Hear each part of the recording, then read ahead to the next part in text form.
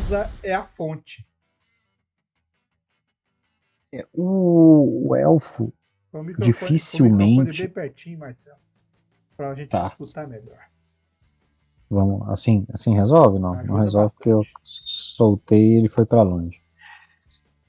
O elfo, em quase qualquer lore, o elfo vai ter uma conexão sobrenatural com a natureza. E aí, mais uma vez, a gente faz essa confusão rotineiramente. Natureza não precisa ser floresta, né? Tá aí os elfos marinhos, os elfos aquáticos, tem uma conexão natural. Salada asma. O elfo tem uma conexão natural com a. Mas não dorme, não, galera. O meu não dá para Com a, fazer. natu... com a natureza. Né? E aí a natureza pode ser o ambiente natural no qual eles se encontram. Então os elfos marinhos vão ter uma conexão especial com o mar, né? Com a.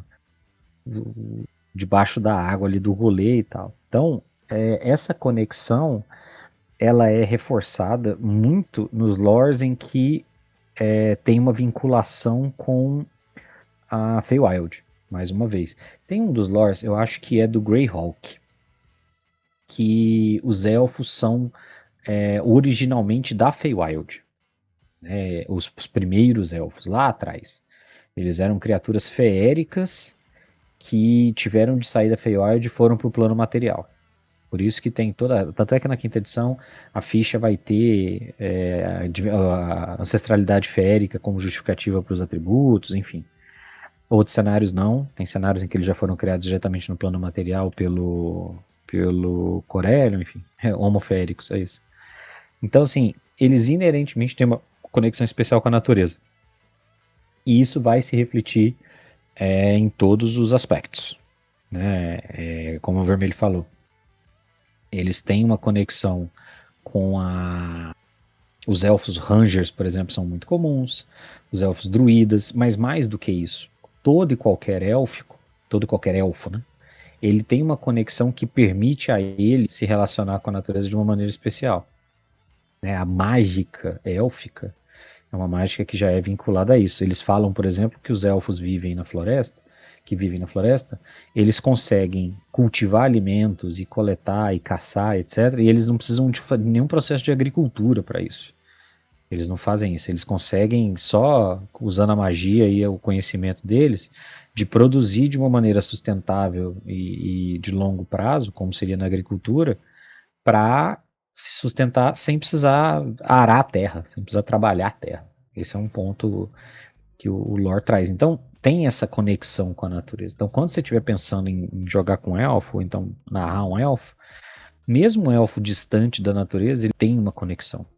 Né? O elfo urbano, ele ainda tem uma relação, ele ainda tem uma dinâmica de proteção, de proximidade com a natureza. O MHG falou, muito bom fruto.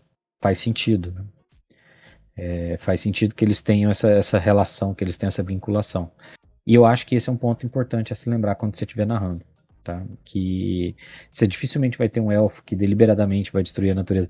O elfo, a piada do mago que joga uma bola de fogo no meio da floresta, um elfo mago dificilmente faria isso. Né? Um elfo mago ele teria uma preocupação extraordinária com a natureza e dificilmente um elfo num grupo em que um mago, não um elfo, fizesse isso, levaria isso numa boa, do tipo, essa é uma consequência natural, tá tudo bem. É, antes de iniciar aí meu comentário, tá no chat aí, tá tendo uma enquete, galera. Volte aí. Vamos ver qual é a sua espécie No favorita para chat jogar RPG do YouTube. do YouTube. Tá vermelhinha. Qual é a sua espécie favorita para jogar RPG? É... Bom, a natureza é a fonte porque toda linhagem, toda espécie no jogo, ele tem uma característica principal. Ele traz do berço essa orientação. No D&D principalmente, todos os sistemas que você tem um cenário bem definido vão aplicar a sua. E normalmente os humanos eles são aplicados a uma capacidade adaptativa muito grande, capacidade de transformar o meio em que vive, proliferar. Essa é a característica humana. Característica dos anões, eles são extremamente focados na sua própria sociedade, eles são exímios mineradores, excelentes artífices, né? São profissionais excelentes no lido de forja e de preciosidades. E para eles a lealdade, a honra é algo mais proeminente. Os Halflings, eles têm uma questão da esperteza, de ser mais tranquilo, de ter uma vida mais fácil e de se sentir seguros. E o elfo é aquele que é ligado à natureza. Essas são as definições mais clássicas. E quando você fala assim, a natureza é a fonte de tudo. Para os elfos, eles não fazem as cidades deles como os humanos. Eles chegam no lugar, limpam o lugar e constroem sobre esse lugar. Normalmente os elfos eles apropriam das características do local e através dessa característica eles criam a sociedade deles. Por exemplo, casas nas árvores, ponte entre as casas, isso normalmente é descrito nas cidades élficas.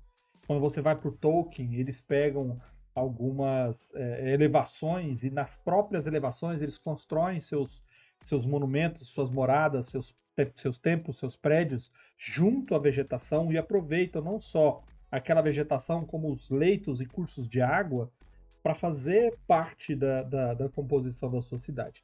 Então o elfo, ele obrigatoriamente já é mais ligado às coisas naturais. Então quando fala assim, mas os elfos eles têm capacidade de forja melhor ou igual a dos anões, eu sempre desconfiei disso. Como? Os elfos não são bons mineradores. Não é uma característica deles, por exemplo. Mas eles trabalham mitral, eles trabalham outro metal. Sim, mas esse metal vem de algum lugar, eles têm que tirar isso de lá. Então eu sempre vejo muito a sociedade e sempre imagino a sociedade dos elfos muito mais ligado às questões naturais mesmo, sem tanta alteração drástica. Não que eles não usem metais, eles usam metal, tem importância eles usarem metal, mas eu vejo muito eles usando couro, madeira, pedra, muito mais do que os anões, por exemplo. Os anões eu vejo eles usando pedra e metal o tempo inteiro. Então é como se fosse uma sociedade bem formada, bem desenvolvida de druidas, né? Onde a alteração, ela só é feita, a alteração drástica, ela só é feita quando você tem uma necessidade para isso. Então eles não usariam metal? Lógico que sim. Eles têm que se proteger, eles têm que fazer. Eles não vão se privar de coisas úteis e boas só porque não, nós somos do Greenpeace e não pode cortar aquele galho. Não é assim que funciona.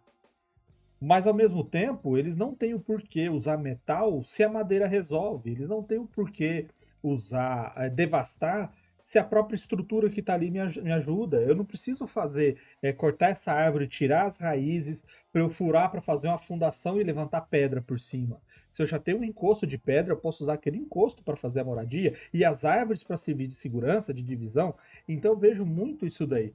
Principalmente porque se eles são criaturas que vêm da natureza, que cresceram, que se espelham dessa lei natural das coisas, por que não espelhar isso daí nos costumes deles, na vivência deles, na sociedade deles? É isso que eu vejo. Então, dificilmente eu imaginaria um elfo andando por aí igual um humano, com aquela armadura pesadona, ou um anão com aquela armadura pesadona, que é uma característica dos anões, usar aquela armadura mais pesada. Eu vejo sempre o elfo preferindo coisas leves. Mas porque ele não se protege?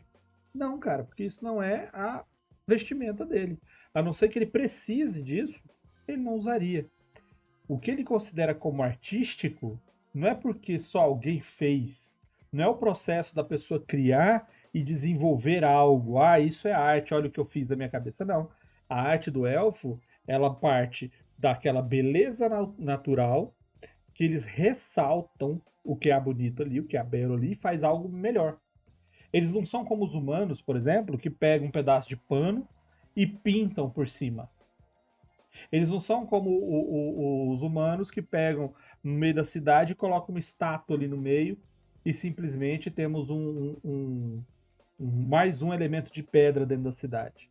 O que você vê na literatura, nos livros, nas imagens é esculturas nas próprias construções deles, que são feitas das árvores que nascem do chão, nas pedras que eles colocam nas encostas, tudo moldado para fazer com que o ambiente seja enriquecido pela arte. Eles não pegam o ambiente, destroem o ambiente, fazem uma coisa nova para embelezar. Eles pegam a beleza da natureza, incrementam essa beleza e transformam essa beleza em algo estrutural, funcional, para que eles possam usufruir.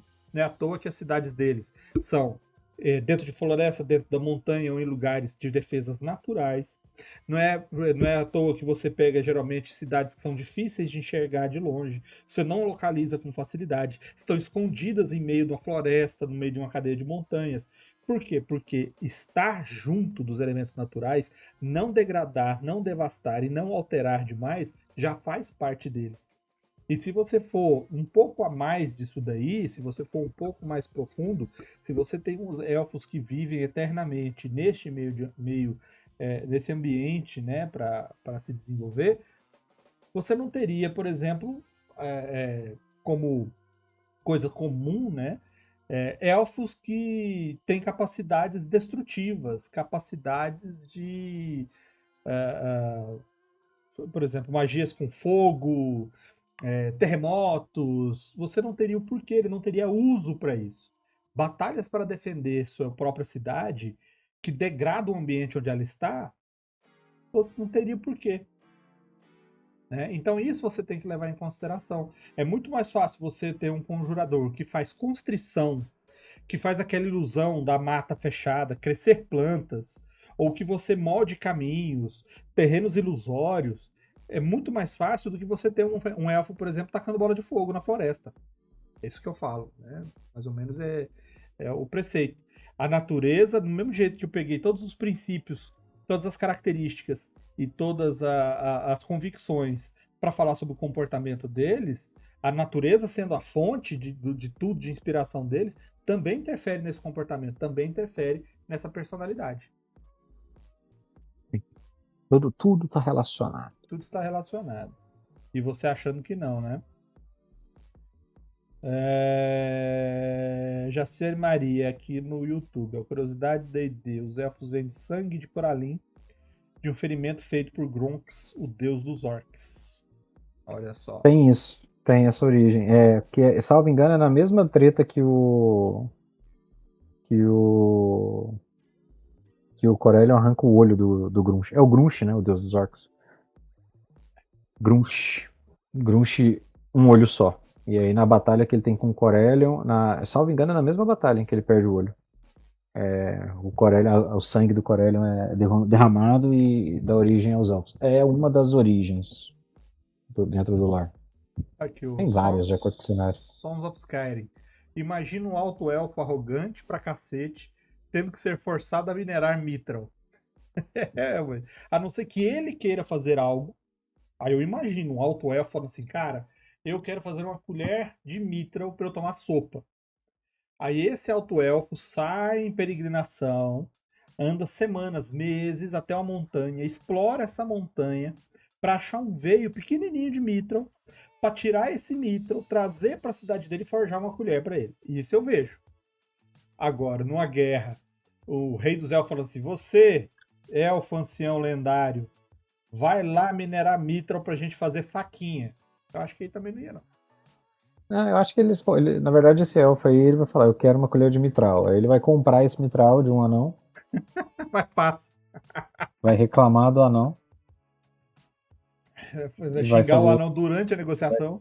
Durante a negociação vai falar que o anão não deveria estar cobrando o valor que está cobrando, porque ele não tem o que fazer com esse material, que seria um desperdício de bom mitral na mão dele. Ele vai quebrar a colher mordendo ela. E no final ele vai pagar o valor que o anão queria.